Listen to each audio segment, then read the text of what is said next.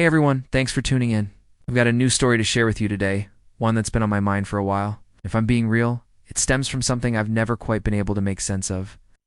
It's this question that keeps nagging at me whenever I hear about relationships ending. Why do so many people keep the door open for their exes even after the relationship is over? Seriously, think about it. Isn't the whole idea of a breakup that you're cutting things off? So why does it seem like so many people still let their ex linger in the background, texting, calling, sometimes even hanging out like nothing happened? Am I just old school for thinking once it's over, it should really be over? I don't know, maybe I'm wired differently. But to me, keeping that kind of connection alive just doesn't sit right. It's like pretending you've moved on while still holding on. Anyway, that brings me to the story I want to tell you, one about how everything started to unravel between me and my fiancée, Deborah. It's a story that forced me to look at that question from a much more personal angle. Let me start from the beginning. I've known Deborah for a long time, way before we ever dated. Back then, she was stuck in a really toxic relationship with a guy who, let's just say, was not a good person. I won't use his real name, but he was the kind of guy who made you walk on eggshells all the time. One minute he was yelling, the next he was cold and distant, and sometimes ... Well, it was worse than that. I saw what she went through. Even though I wasn't directly involved, I never tried to interfere or play the hero. I knew she had to come to that decision on her own, and eventually she did. It was messy, it was painful, but she left him. When she walked away from that relationship, she wasn't the same. You could see it in her eyes how lost and fragile she felt. But I was there. For her. Not trying to start something romantic, just being someone she could lean on. Then a few months later, when she'd finally started to find her footing again, I asked her out. To my surprise, she said yes. Things moved fast after that. Maybe because we already had this emotional foundation, or maybe because we both knew what we didn't want in a partner. We fell for each other hard, and within a year and a half we were engaged. It felt right, like the natural next step. We decided to move in together, since we were basically inseparable anyway. And honestly, those first few months of living together were some of the happiest I can remember. We cooked meals, watched shows late into the night, took walks around the neighborhood. All of it felt so grounded and good. I really believed we were building something lasting, but as you can probably guess, things didn't stay perfect. It started. On a normal evening, couldn't find my phone, checked the kitchen, under the couch cushions, behind the pillows, all the usual spots, nothing.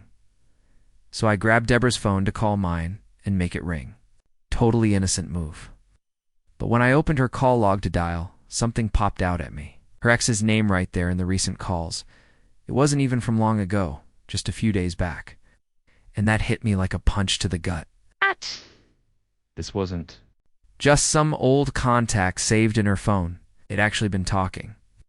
I opened the messages, hoping I had misread something, hoping there was some reasonable explanation, but nope. They'd been texting back and forth like old friends. That didn't make sense to me. Not after everything she told me. Not after everything he'd done to her. I walked into the bedroom, where she was lying down, and asked her straight up, "Why are you still talking to him?" She looked startled at first, clearly caught off guard, but she didn't deny it. Just said it was harmless. They were just talking casually. He just checked in, she said. But I told her exactly how I felt, that it made me uncomfortable, that it crossed a line. She had told me she was done with him, that he was in the past, that what he put her through was unforgivable. She looked at me and said, "If it makes you feel better, I'll cut off contact. I don't want this to come between us." It gave me a bit of relief. I figured maybe I was overthinking it. Maybe it really was just a brief slip. Now things could go back to normal. But they didn't. In the weeks that followed, I started noticing little changes. Deborah, who used to be pretty relaxed about her phone, suddenly became super protective of it. She never put it down, not even to go to the bathroom. She was folding laundry, the phone was right there in her pocket. If she stepped into another room, the phone went with her. At first, I tried to brush it off. Everyone's glued to their phones these days, right? Still, something didn't feel right. The energy had shifted. I didn't want to become suspicious or paranoid, but I couldn't ignore the signs. So one day, I decided to do something I hadn't done before.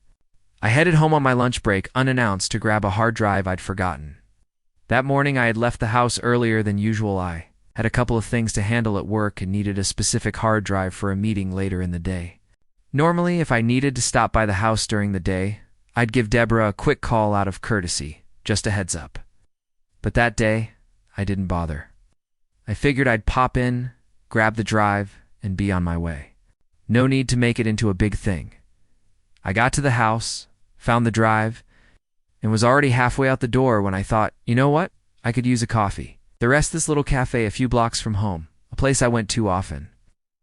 Drove over, parked, went inside, nodded at the girl behind the counter, and ordered my usual.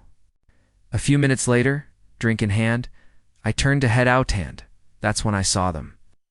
Deborah was sitting in the corner with her ex. At first. It didn't even register. They were caught up in their conversation, hadn't noticed me. I stood there for a moment, watching them. Then I walked over to their table. I looked right at her and simply said, "Don't come home." She looked stunned, like I was speaking a foreign language. Her mouth opened slightly, but no words came. I didn't wait for an explanation. I turned and walked out, got in my car, and drove off. Honestly, I couldn't even tell you how the rest of that day went. I was there physically, but mentally, I was somewhere else entirely. That evening, when I came home, she was already there waiting. The moment she saw me, she stood and started explaining. She said her ex was going through something personal and had reached out needing someone to talk to. She told me she was just being supportive, that it wasn't anything inappropriate, that it wasn't what I thought. She painted it like some selfless act I should be proud of if helping this man, she claimed. She cut off with some kind of noble thing. I let her speak. I didn't interrupt. When she was done, I asked the one question that truly mattered. "Didn't you promise me you were done talking to him?" She paused just a second, but long enough. That silence said more than any excuse she could have made. Before she could even say anything, I asked again, "So what are you doing with him now?" She started scrambling, fumbling for words, trying to shape another excuse. I didn't need to hear it. I didn't want to. To me, it was simple. When you're in a committed relationship, you don't keep emotional doors cracked open for someone. Else that's not commitment, that's convenience. Yes. I told her flat out if she wasn't over him, then it was too dangerous for me to keep investing in someone whose heart might still belong elsewhere. Her face contorted like she didn't understand, but she did. She just didn't expect me to say it out loud. I told her, "Go be with him if he's that important to you." She broke down in tears, told me she never meant to hurt me, that she didn't know how to explain it, begged me not to end things, but I was done. My mind had already left. I told her to pack her things and go. I wasn't going to fight for a place I was supposed to already have. She stood there crying, hoping I'd change my mind, but I didn't. And when she saw that I meant every word, she finally packed a few bags and left. She went to her parents.